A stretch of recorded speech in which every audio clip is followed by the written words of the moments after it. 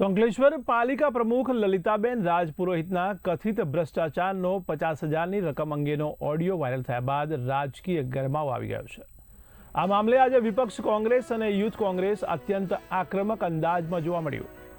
તો કોંગ્રેસના કાર્યકરો અને નેતાઓએ અંકલેશ્વર નગરપાલિકા કચેરીમાં ઢોલ નગારા અને મ્યુઝિક સિસ્ટમ સાથે પ્રવેશ કર્યો।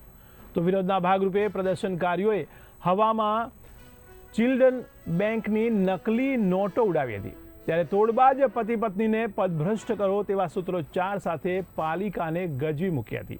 ત્યારે આ વિરોધ વધુ વકરતા પાલિકા કચેરીમાં પોલીસ કાફલો તૈનાત કરી દેવામાં આવ્યો અને આંદોલન કરી રહેલા કોંગી કાર્યકર્તાઓની અટકાયત કરવામાં આવી હતી। અંકલેશ્વર નગરપાલિકા વિશે સોશિયલ મીડિયામાં એક ઓડિયો વાયરલ થયેલો છે।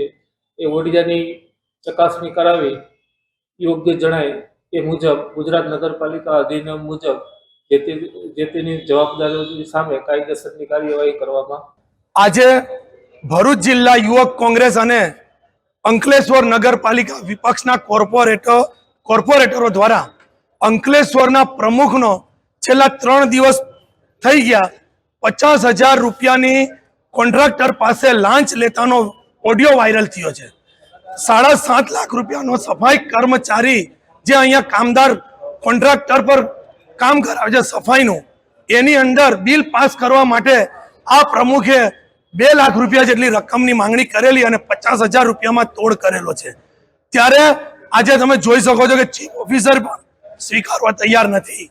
યુવક કોંગ્રેસ દ્વારા કોંગ્રેસ સમિતિના આગેવાનો દ્વારા આજે અહીંયા બેઠા છે। જ્યાં સુધી નગરપાલિકા આ પ્રમુખની ઉપર કાર્યવાહી નહીં કરે, એને સસ્પેન્ડ નહીં કરે યા રાજીનામું નહીં લે, ત્યાં સુધી અહીંથી અમે લોકો જવાના નથી।